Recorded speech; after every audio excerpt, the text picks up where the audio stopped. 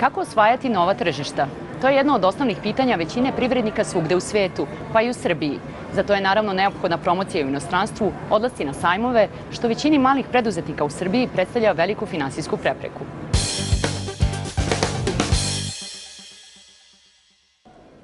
Kravata iz Čačka za britanskog princa. Među mnogobrojnim poklonima koje je britanski prestolonaslednik dobio tokom posete u Srbiji i kravata izrađena u studiju Maruške Topalović.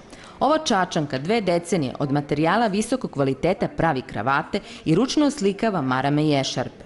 Već godinama radi na izlasku na strano tržište i svesna je da je za to neophodno pojavljivanje na sajmovima u inostranstvu. Mi smo kao mala firma koja zapošljava 14 ljudi. Vrlo nam je skup odlazak na sajam upravo iz tog razloga zašto nismo sigurni da ćemo naći one prave ljude koji trebaju da vide ono što mi proizvodimo.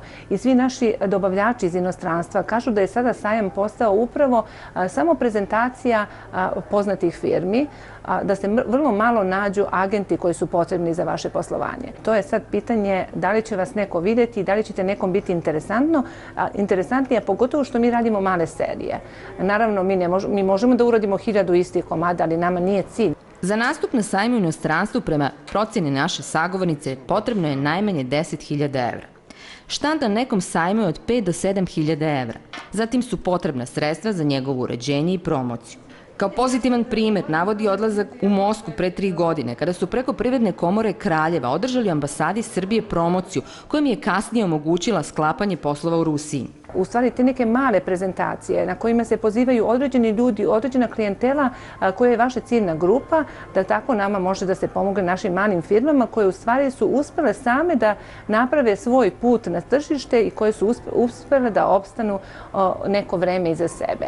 Naravno, mi smo to uradili sami i sada nam je naravno potrebna velika pomoć države da mi zajednički ili udruženi pravimo prezentacije u inostranstvu, a moja ideja je, i to je ideja koju sam iznela predsjedniku Čadešu pre 3 nedelje kada je bio u posjeti našoj firmi, da u stvari moramo na neki način da lobiramo naše ambasade koje će nam pozvati firme koje su naše ciljne grupe i da pravimo prezentacije naših malih kompanija u našim ambasadama u inostranstvu. Odlazak na sajam je skup, ali je važan za dalji razvoj preduzeća, ističu u Privrednoj komori Srbije i objašnjavaju da pomažu nastupe malih privrednika.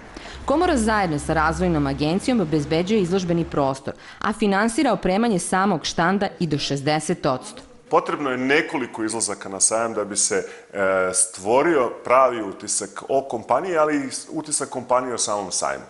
Naravno, mnogo je bitan rad sa kompanijama koje odlaze na sajam i priprema za sajam. Znači, nije dovoljno samo otići, izložiti svoje proizvode i predstaviti se marketinškim materijalima.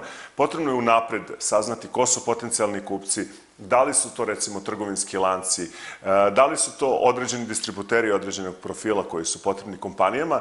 Privredna komora služi upravo za to da kao institucija te sastanke najavi, zakaže i organizuje. U komori su spremni da podrže promocije manjeg obima, posebno u mestima gde imaju svoje predstavnike, kao što je Brisel, Moskva, Milano, Beč. Međutim, jako je važno i da privrednici sami pokažu inicijativu i da budu uporni i da ne odustaju kod prve prepreke. Ne postoji brz uspeh.